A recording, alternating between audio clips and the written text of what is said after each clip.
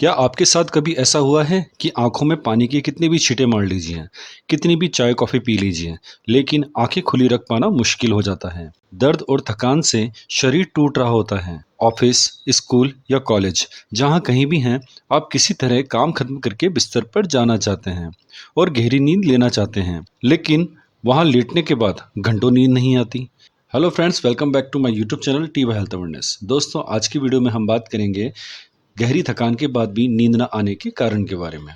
गहरी थकान के बाद भी अगर आप सो नहीं पा रहे हैं तो इसका मतलब है कि आपकी बॉडी का सर्केडियन रिदम बिगड़ गया है। सर्केडियन रिदम का मतलब हमारी बॉडी की नेचुरल क्लॉक से है, जिसकी मदद से हमारा शरीर यह तय करता है कि कब सोना है और कब जागना है। ये क्लॉक यह भी याद दिलाता है कि किस समय कौन सा काम करना है। यह सब दिन में ज़्यादा सोने, किसी एंजाइटी डिसऑर्डर, स्लीप डिसऑर्डर या अन्य फैक्टर्स के कारण भी हो सकता है। कारण कोई भी हो, लेकिन यह स्थिति अगर लंबे समय तक बनी रहे तो यह सेहत के लिए खतरनाक है। दोस्तों, हर 24 घंटे के साइकिल में दिन और रात का सतत क्रम जारी रहता है। ठीक उसी तरह हर इंसान और जीव जंतु के सोने और जागने का क्रम भी चलता रहता है। कोई शख्स दिन में पूरी मुस्तैदी और ऊर्जा के साथ काम तभी कर पाएगा जब उसे रात में भरपूर नींद मिलेगी। सर्केडियन रिदम इंसानों के इंटरनल टाइम कीपर की तरह है। हम 24 घंटे की पीरियड्स में जो चीज़ें या काम रोज करते हैं, हर उस चीज़ का रिकॉर्ड हमारी नेचुरल क्लॉक के पास रहता है। यह क्लॉक हमें रोज सेल्फ अलार्म की तरह जरूरी कामों के लिए इंडिकेट करती रहती है। शरीर के मास्टर क्लॉक को सुप्रासिएमेटिक न्यूक्लियर कहा जाता है।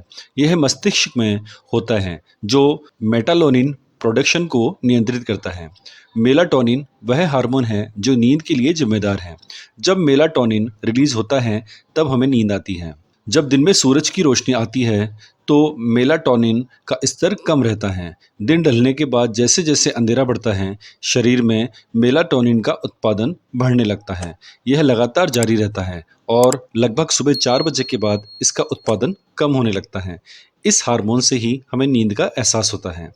जब हमारे शरीर में मेलाटोनिन का स्तर बढ़ने लग जाए तो उसके लगभग 2 घंटे बाद हमारा शरीर सो जाना पसंद करता है। अगर कोई शख्स इसके बाद भी देर रात तक जागा रहता है तो इसका मतलब है कि उसकी बॉडी क्लॉक ठीक से काम नहीं कर रही है। डिलेड स्लीप फेज सिंड्रोम युवाओं को अधिक प्रभावित करता है। दोस्तों, इसको और डिटेल में समझते हैं। थकान, नींद और ऊर्जा न होने में फर्क है। अगर किसी ने लगातार बहुत सारा काम किया तो उसे थकान महसूस हो सकती है और उसे ब्रेक की जरूरत होती है, जबकि नींद आने का मतलब है कि आपका शरीर अब आराम करना चाहता है। वहीं ऊर्जा न होने पर अपनी पूरी क्षमता के साथ काम नहीं कर पाते हैं। इसके लिए हमें कुछ खाने पीने की जरूरत होती है। दोस्तों, थकान के बावजूद नींद न आने के कई कारण होते हैं।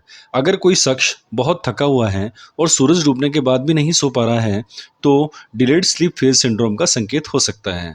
अगर ऐसा नहीं है तो इसके पीछे कोई अन्य वजह या कई अन्य फैक्टर्स भी हो सकते हैं, जैसे दिन में ज़्यादा नैपिंग के कारण, एंजाइटी और डिप्रेशन के कारण, देर रात तक स्मोक करते रहने के कारण, बहुत ज़्यादा शराब पीने के कारण, कैफीन का ज़्यादा सेवन करने के कारण, स्क्रीन टाइम अधिक होने के कारण, बॉडी का सर्केडियन रिदम बिगड़ने पर, अन्य स्लीप डिसऑर्डर के कारण। तो दोस्तों, अगर आपके भी साथ ये समस्या है तो कृपया इन सभी आदतों को छोड़ें और अपने सर्केडियन रिदम को ठीक करें। तो दोस्तों, आज के लिए बस इतना ही। आशा करता हूँ मेरे द्वारा दी गई जानकारी आपको पसंद आई होगी। मिलते हैं अगली वीडियो में, तब तक के लिए नमस्कार।